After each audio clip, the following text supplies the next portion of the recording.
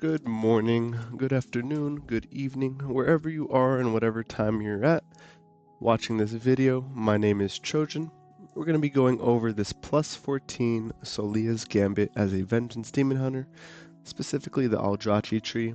I'll be going pool by pool, boss by boss, just kind of having a breakdown of how to go about this dungeon from my point of view. Maybe we could help you time your keys as well.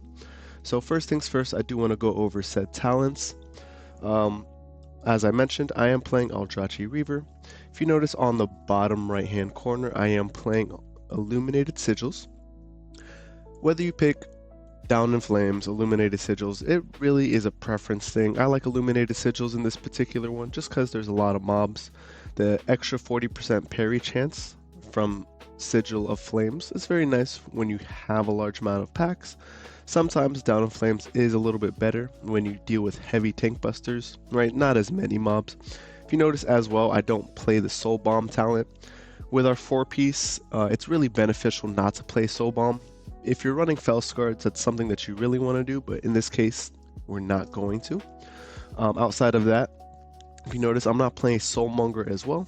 I do like my Soul Cleave, so Focus Cleave is going to give you about 50% more damage to your primary target, so that's the talent build we're going to be running. So before we get into this, this is a pug group, so we have a pretty good comp. We have a Resto Druid, right, providing Marco the Wild, a versatility buff. We have a Fury Warrior, if I'm not mistaken. The Fury Warrior is going to give you 5% physical damage. We have Mystic Touch provided by the Monk, and then lastly finishing off this pug comp with our Marksman Hunter, or Beastmaster, I'm not sure off the top of my head, but they're going to be providing our Lust. So very good comp right off the rip, which is going to be nice. So we're going to get right into it. Let's start the video. So what I did mention is before this whole pool is I wanted this range interrupt to interrupt the pack on the right in front of us. I don't like pulling the pack on the right. Reason being is that it's really inefficient for count, so we're just going to gather as normal. I like using Feldev right off rip because that's going to be, as your Vengeance Demon Hunter, your main aggro ability, right? So you don't want to use it or hold on to it, as it provides great defensive value. You get Metamorphosis for about 5 seconds. And on top of that, that's going to give you, like I said, your main source of aggro. If you notice, I just kept my eye out on the left-hand side. I know that there's another pack of Warlocks coming in, and the main breakpoint for a lot of this is the Murlocs running around, right? If you see how they're running, you see how they spread all over. The main source of collateral damage is pulling other mobs. So this is a great pug group. You see that the Monk uses his Ring of Peace. As a Vengeance Demon Hunter, you try to want to play or do what you can to control the situation, right? So the best way to go about this is, instead of Sigil of Chaining on pull on gather, you want to wait until you get to the, I guess, like 50% mark of the Murlocs, right? Or 30% mark when they are getting ready to run. That's when you want to use your Sigil of Chains. That's when you want to use your Fel Nova to keep them locked into place. And hopefully, pug groups, they don't tend to follow sometimes, but ideally that's going to be the case. So we're going through our standard pool, right? Aldrachi, the name of the game, is consuming as many souls as possible to keep your thrill of the fight buff up. So we're just soul cleaving. If you notice, we pop the grip. We Fel Nova, we keep everything in place, and we proceed as normal. It's looking nice, it's looking smooth, can't complain. The whole group is pumping. We have our Arms Warrior. I said he was Fury earlier. Not the case, right? Marksman is pumping. This is my first time playing with a Windwalker Monk of the season, which is absolutely insane. But it's a great physical comp right now. So those are the first two standard pulls. This one, I like pulling this pack right on the right hand side. I like pulling this large mob. He's going to be our main point of focus. I like to be a little bit careful here. It's not necessary to pull the pack on the left or directly in front of us. You definitely want to wait before you pull that little patrolling pack, because what ends up happening is if you pull them early, they're going to social pull that pack to the left, which you kind of want to avoid. So we're going to pull, we're going to wait. We still have our Sigil of Chains up. We're going to grip in, boom. And that's going to prevent everything from running away. So just like that, right, you prevented any collateral damage to your pug. Windwalker, Ring of Peace. By the time it even dies, boom. No social aggro, very clean pool. That's pool 3. You prevented extra pooling. We're already 3 minutes in. We're almost to the first boss. The next pack, I like going right in between. You do want to make sure, because DPS, right, when pug groups, they're going to accidentally social. I like waiting, seeing.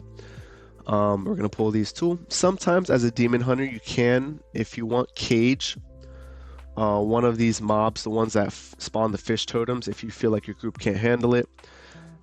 I kind of assessed at this point this group can handle it, so there's no reason to cage one of these mobs. So that's perfectly fine on my end. It's like we're just going to play it. We're doing good. I still have my Sigil of Chains up. I have my Fel Nova up. Worst case scenario, I grip them. Nope. Boom. Grip.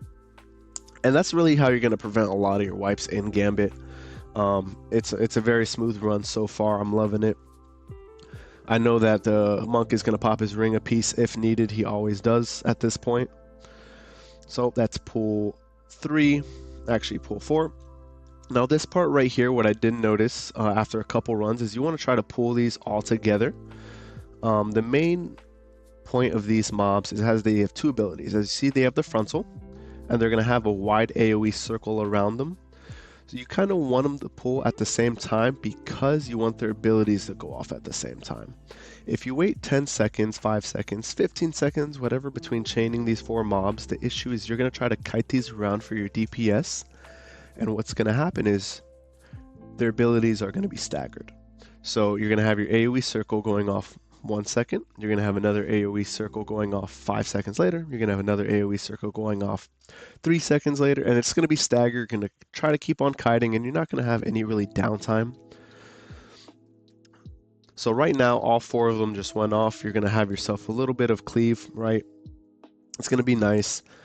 As a tank, you kind of want to start RP early. This is going to be especially useful in this dungeon, as well as Streets of Tavesh. In this case, I'm a bad tank, right? I didn't start the RP. At this point, I could have started it, but I didn't. And look, now we're going to go in. I pinged my group, and now we have to wait for RP. So that's completely on me. I'll own up to that. But 0 death run so far, 5 minutes in. We are absolutely cruising. We're crushing, and this is, probably one of the better pug groups I've played with. For this boss, it's fairly simple. You just have to deal with ads that come out, as well as a tank buster. Instead of a one-hit tank buster, it's more of like a frontal that lasts for about 3 to 4 seconds. Best way to rotate your defensives on this is going to be Fel Devastation, your Fiery Brand.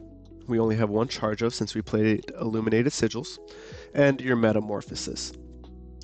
So you really want to disrupt these. They empower defense, the main boss.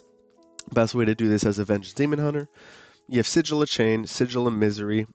Monk has the Ring of Peace there. Normally that's not going to be the case. So Sigil of Chain is going to be your best bet. I'm a Vengeance Demon Hunter. I feel like the best way to, maximize time is me doing the panel. So that's why I did it for this group. You really want to make sure as soon as those ads come out, you gain aggro with them. Best way is just to glaive them, Fel Dev them, or Fel Blade them. You really let those ads go rampant for about 2 to 3 seconds. On higher keys, they're going to one-shot your melee. They one-shot your melee and your group is done. So it's very unfortunate if you let that happen. All right, so boom. I'm going to glaive the right side, right? Sigil of Flames. We have aggro on both. Just proceed as normal, and it's gonna fall at some point, right? I'm doing my best to keep my thrill of the fight. Not really talking about a lot of rotational abilities per se. I feel like that's something that with time comes naturally, right? You play a lot of Vengeance Demon Hunter. You play a lot of Warrior, Paladin, Blood DK. I love Blood Death Knights personally. Rotation is, it goes hand in hand. Demon Hunter is a spending class, so you have to do damage to actually mitigate a lot of it or self-heal, so I feel like it just goes hand in hand. I'm not trying to explain that, but this boss is rinse and repeat. It's very nice, very simple. We're at 38%, going into the second phase, burning as normal. I'm going to try to tank them, ping my group, letting them know that we're going to bring them out to poop. As a tank, not only are you trying to mitigate most of the damage taken to you, but you want to mitigate any damage taken to the DPS, right? Survivability is your main goal. If you can prevent yourself from dying, the next step in the tank is prevent your group from dying.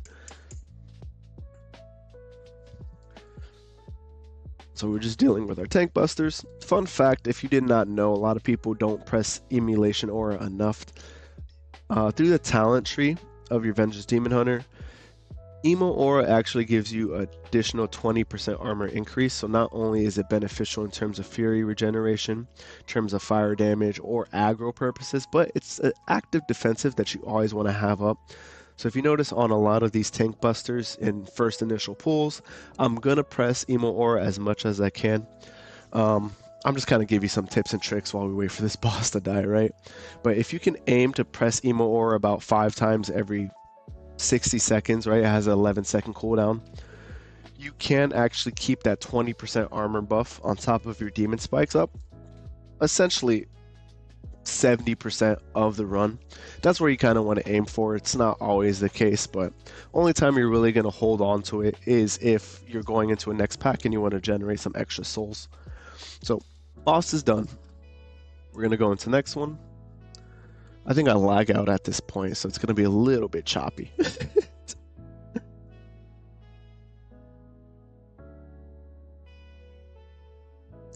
Alright, so I type out to my group, Ring of Peace melee, they hurt me. So these deckhands smack, brother. See, look, I lag out, I kind of start getting scared. I'm like, oh no. So there's an ability called Super, I like to say Super Saiyan, because that's basically what they turn into. They start smacking you up, or I think it's actually called Super Saison. But basically they get an enrage buff, and they actually start one-shotting tanks. So if you're not kiting, if you're not popping proper defensives, you just see my health drop, and that's within seconds. I had no issues tanking this entire key, and all of a sudden these 3 to 4 mobs are one-shotting you. May not be an issue on lower keys, but as soon as you start getting to 15s, 16s, 17s, 18s, etc., they hurt. So best bet, kite them, do what you can, let your pugs know, right? Communication is key, and boom, easy peasy. This next pool, use your talents or use your ability. All right, we're talking smack. Key too low, too easy. Use your ability as a Vengeance Demon Hunter. Cage casters. So you don't want to pull more than 3, right? I like to always do 2 at a time. Just the reason being is they're gonna one-shot your group. So if you can minimize that, do your best. Save your pugs. Maybe in a coordinated group you can pull all 3, coordinate your kicks, but that's not going to be the case, right? So you have your Super Saiyan, that's what we're going to call it. It's going to be going out shortly. I'm going to be getting smacked. I'm trying to keep as much aggro as possible without actually being in the group. It's just trying to play this safe. No reason to rush the key. We're 11 minutes in, 0 deaths. See? Just running away from the bad guys at this point. I don't even feel like a tank. So the caster's about to die. I'm going to get ready to pull in the mob that I caged. All right, we're trying to be as efficient as possible without trying to get melee down. Boom. So we're going to interrupt that. As soon as the caster dies, we're going to go into the next pack. Only reason why we're waiting for the caster to die is my rule of thumb in pugs is I don't want more than 2 of these alive at any given time. So we're going to wait for this to die. And then in the meantime, the next pack is going to be super simple. Just keep interrupts up, rotate, do what you need to. This boss is really a break point for a lot of the pugs. It's crazy because in the terms, it's actually a very simple mechanic to deal with, but it requires such coordination where you could really screw up your group. It's insane. So you can go 0 deaths in a pug group and really break on this boss. I feel like if you get past this boss, with the exception of maybe the last boss, you can pretty much time the key very easy. So I'm assuming at this point you know the mechanics of this boss, but basically as a tank you're going to aim the frontal at the adds that spawn. It spawns every other frontal. So the second frontal, if you get all 4, there's no adds for you to kill. You always want to point it away from your group. And then everybody else is going to get a mark on them, even the tank including yourself. And they spawn after the frontal, so you can reposition yourself to not spawn poop on the floor. If you keep yourself in front of the boss still after the frontal and poop spawns on you, you're going to block your group. So the best way to go about this in a pug setting is just to ping exactly where you want your group to go. As a tank, you generally lead your group. As much as you don't want to say it, right? You want to rely on pugs. You lead your group. You kind of have to tell them where to go. So I always like pinging where to go. So we kill the 4 adds. Everybody drop their poop. I'm going to point it away. You see everybody's in the corner. I pinged them. I'm going to go there myself. Poop is going to get ready to drop. And then adds should be coming on this 3rd frontal. So everybody's running. I'm going to point everything away. Make sure all 4 are lined up. I'm not even worried about DPSing. It's such an easy boss to kill. We're pinging, you see. We're going to stay right here. Poop's going to drop. Rinse and repeat. I'm pulling away. See, it dropped on me. Unfortunately, I was moving the frontal. As a Vengeance Demon Hunter, it's very easy to run out though. Ping again. Rinse and repeat. So, see? Not worried about DPSing, gonna focus on that. Dead. Got a little out of hand there. Sometimes it overlaps, but what are you gonna do, right? Just gotta keep on pinging, remain calm, remain calculated. Do your best. Once you do panic, I feel like this boss gets out of hand real quick. Alright, I'm trying to stay in that one spot, but there we go. See, I ping my group. Sometimes what you can do is Fel Nova, so that's what I do here. I stun the mobs for a second. What I like to do as well is I like to Sigil a chain them. If you can't Fel Nova, they're a little far. If you Sigil a chain them in the middle of the breath, it's probably one of the best usage of that ability. So I ping the group to go back to the open spot, and we just want to retrace our steps. And they're going to actually stay right behind the boss. You see that? Perfect. Try to aim it. Bam. Now at this point, I just say target the boss. It's at 10%. We have 1 free frontal. There's no adds incoming. There's no reason to rush it. You know, I'm not even looking behind me. If you can't kill it at this point, I mean, I feel like that's a DPS issue. But so far, 16 minutes in, we just reached the halfway mark. 0 deaths. This is going to be an easy timer as long as we play safe. Bam. See? Easy peasy. Probably one of the easiest pugs group. Best pugs group I've actually ran with for quite some time.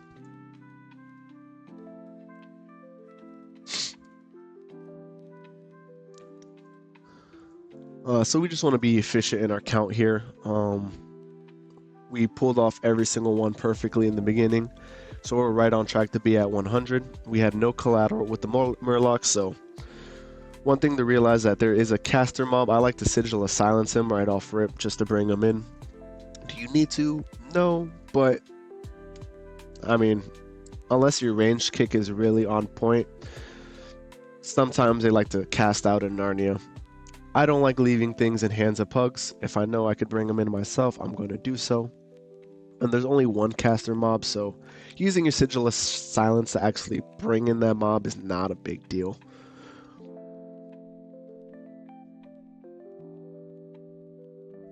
So we're going to burn this out as normal. If you notice, as soon as the ad spawns, we switch on it immediately. I like to ping my group. That just does pulsing AoE damage. As a Resto Druid that we have in our group, their HPS is naturally high, so it's not a big issue. Sometimes if you're not playing with a Resto Druid and your HPS or your healer has low HPS, it is a little bit annoying to deal with, but We're doing pretty good right now. We have two casters in this group. Sometimes I like to play it with this mob. I like to wait till they're about 50% in. Reason being is that if you don't kick the unstable rifts, that's a wipe, right? On top of the pulsing AoE orb that's going to come out. If you notice, I'm hovering over it. I'm making sure that we grab it. Switch to the pulsing orb. Now, ideally, in a great group, you can just pull this right off rip, right? You don't have to wait till 50%. There's no need to rush this key. We're within time, so it's just easy peasy, like free IO at this point, as long as we could just get through it. Pulse going out. I'm gonna switch to it. Bam.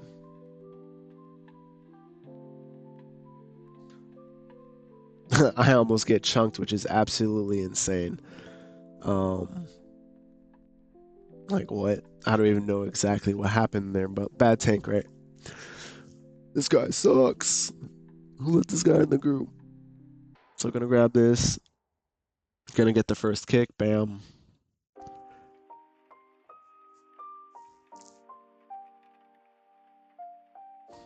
Just keeping up my rotation.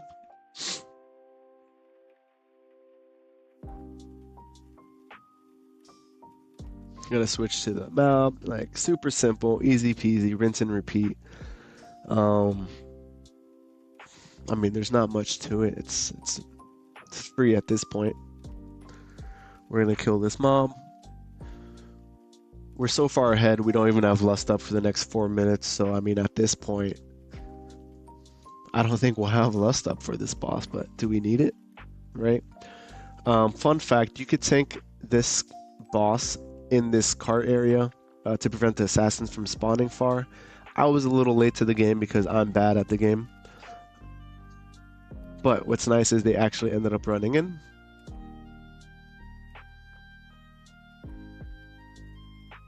We're gonna run back.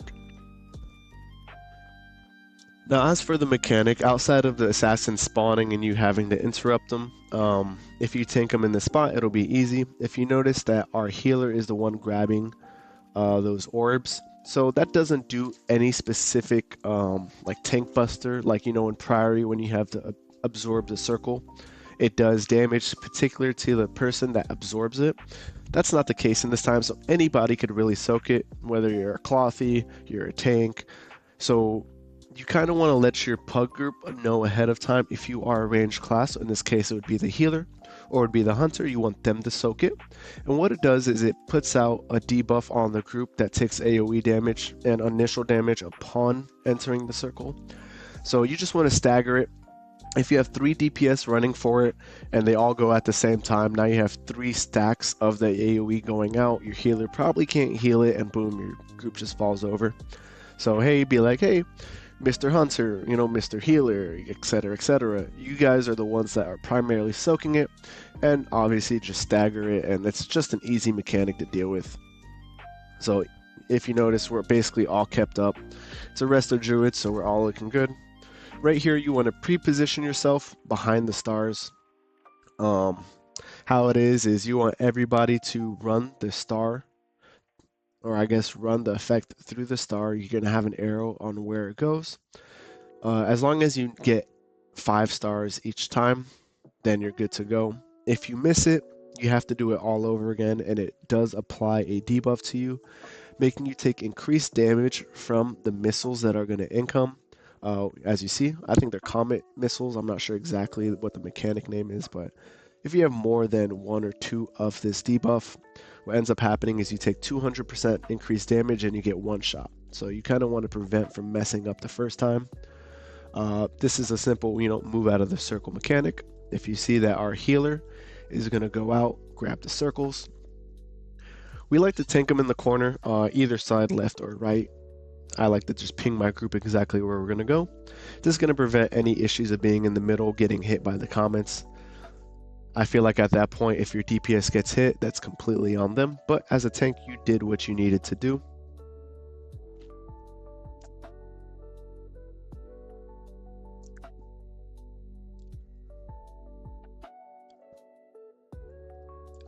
So you see, I have my arrow. I want to make sure it goes through the star, right? Boom, everybody gets it. Everybody gets their 1 stack of debuff. I'm going to Vengeful Leap as quick as possible to get to the Sarah. Stay in the Wild Growth. Move out of the AoE. Rinse and repeat. We have Lust coming in about 20 seconds. So you know we're about to go pretty hard. At this point, most people are sitting on their cooldowns. They have about 30 seconds left on it. You know, Windwalker has about 20 seconds left on it. So it lines up quite perfectly. Fun fact, as a DPS, if you're watching this, it doesn't really apply to tanks, but you want to stay in your healer's Wild Growth or your Shaman's Healing Rain. It's their main source of healing, right, as an AoE point. So, fun fact, if you're playing in a pug group, your group is standing still, just make their lives easier, brother. And boom, we're lusting. We almost 2-chested this. If, honestly, I started that RP earlier by the first boss, we probably would have 2-chested it. So I would actually blame myself on that. But hey, you live and learn, right? I had a blast running with this group. I mean, if I could message one of these guys personally, I'd, thank them for the great experience. Moments like these make WoW worth playing for. You have those pugs that end up dying 24/7. You spend an hour in them, but then you have pugs like these where you go the whole run, and it's a beautiful experience. So outside of that, that's the run. Thank you for being with me for the Celia's Gambit, and outside of that, you have a great day, and see you on the next one. Subscribe, like, comment. If you have any questions, you know exactly where to find me. I did start a Discord community. Join me. If you have any individual questions, I'll be happy to answer them there. And outside of that, you have a good one.